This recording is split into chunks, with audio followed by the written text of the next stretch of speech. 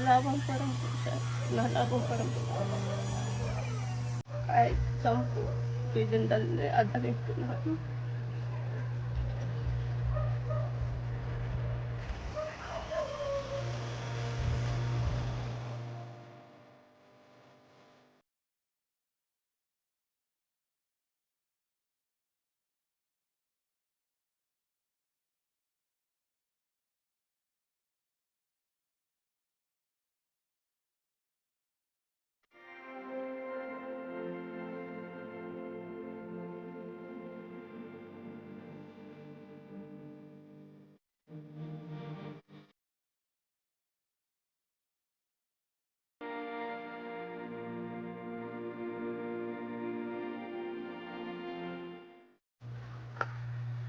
Ano pong sabi ng pedya sa inyo? Nung inarestahan po ng pang-ultimatum na gamot, obserbahan daw po ng 3 araw din. Kanina kagabi po yung nilagnatan naman kaya dinala po namin sa ospital kanina. Kaninang umaga po. Ay, sabi po yung obserbahan daw po, yung gamot daw po pang talaga sa kanya. Yung oxygen po yun. Nahirapan po siyang huminga. Mahina po yung immune system daw po niya. Pag pinasok pa po doon sa loob, lalo daw po yung tumahawa. Oo. Kaya hindi na pinasok sa ospital. Mahina daw po yung immune system, baka daw po mahawaan pa lang. Kaya nga ayoko rin pong hawakan at baka may mga dala din po kung mga bakterya magkasakit lalo sa tutoy. Kumusta po yung pneumonia niya? Yung ano daw po. Ano pong gamot ang binigay sa inyong bago? Antibiotic po. Antibiotic po ito, ano?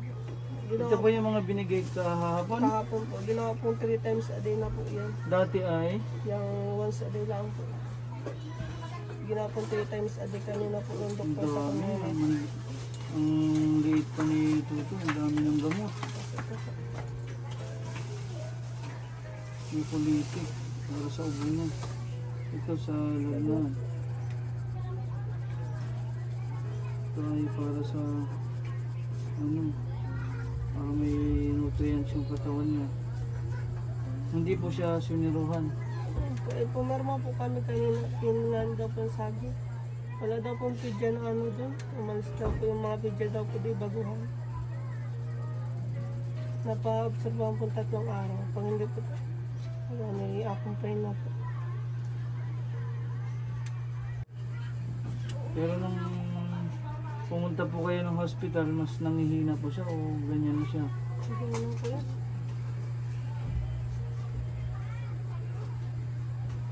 Pinahirapan siya ng pneumonia. Nakailang tangki po ulit kayo ng oxygen kanina. Tapos ang baba pa ng ano po nila, bahay.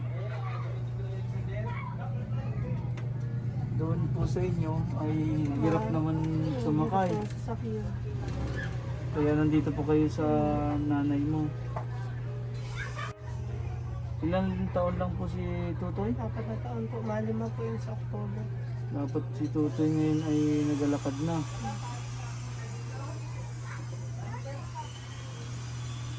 Kawawa naman eh. Kaya hindi po natin siya mahawakan at mahina nga daw po ang immune system. Baka lalo siya magkasakit kung may mga dala kaming bakterya. Sino pong kasama niyo pumunta ng hospital? Nanay ko po ekstata. Asawa ko po yung nagtatrabaho. Buti may trabaho ang mister mo, no? Hindi na natin para magamit niyo po itong tulong na dala po namin galing po sa Paris Charities. Ito po, ay bibigay ko na po sa inyo ang 8,000 po ito na magagamit niyo po ano, sa pagpo-hospital po ni Tutoy Kent. Talagang hirap siyang huminga. Baka pwede rin kayong bumili ng pwedeng madala ng oxygen para dito, dala-dala niyo na po ano. Ito po ang 8,000. Tanggapin niyo po itong bigay po ng Paros Charities.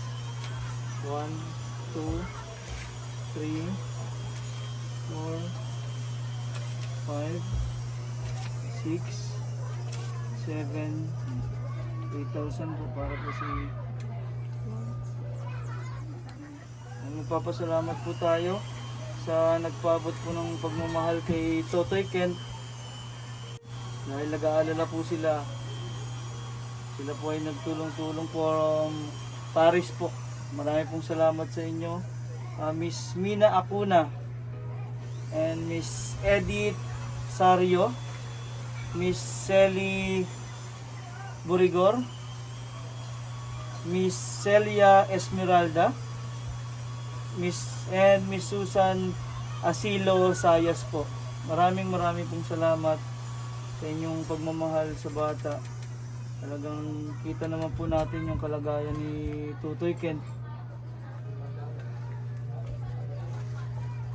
Dahil nga yung pinapahirapan po siya ng cerebral palsy, tas nagka-pneumonia po.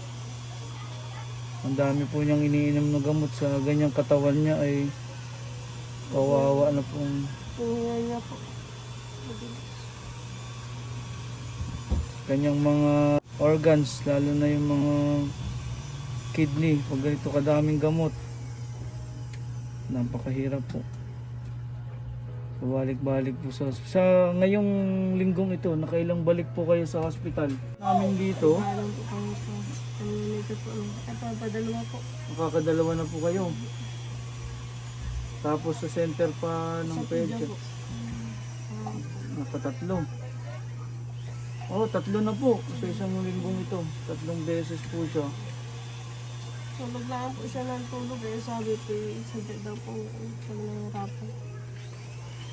Oo, mahirap kung gumalaw pa siya eh, lalong mahirapan huminga.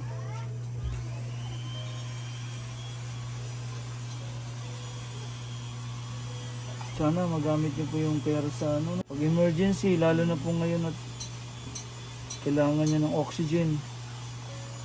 Mapacheck up po sa pedya talaga, ano po, dahil nawala na po yung pedya doon sa hospital.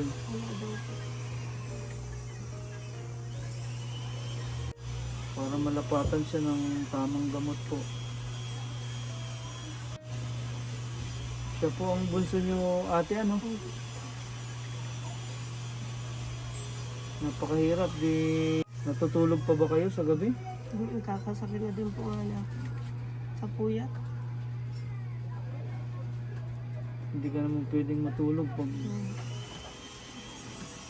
hindi naman nakakasigaw si Tutoy na nahihirapan na siya. Kayo lang po yung laging nagbabantay. Kaya po mag-asawa. Paano po yung anak niyong dalawa pa? Kaya lang po yung kapatid ko. Iniwan niyo po muna sa kapatid ninyo. Nagdrapra na lang po yung pagdidi niya. O baka ano, hirap na siyang lumunok. Dahil marami din siyang plema. Dasal lang tayo lagi, ate, ano? Salamat sa Panginoon na may nag-aabot sa atin ng pagmamahal para po kay Tutoy Kent. Vitamins. Ano, nasan po yung vitamins niya? May vitamins po pala sa Tutoy. Ayun.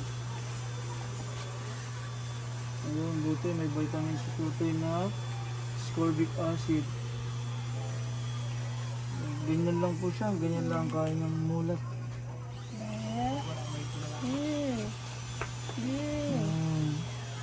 Tutoy, palakas ikaw, ha? Kasi na mama mo ay hindi na suko. Huwag kang susuko at mahal na mahal ka ng mama at papa mo. ginagawa niya lahat para sa iyo, ano.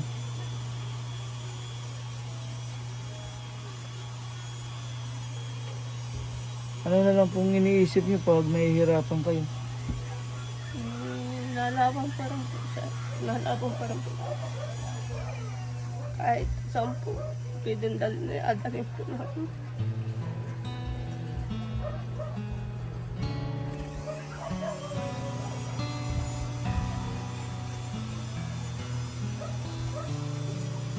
Gaano po kahirap na nakikita niyo yung anak niyo, sobra pong nahihirapan. Isang tanggap po namin na hindi siya nakakalakad at nakapon sa iba.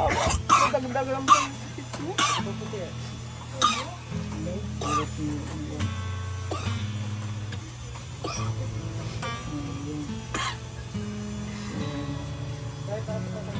Lagi po tayo magdasal, ano po, talagang kumapit po tayo sa Panginoon.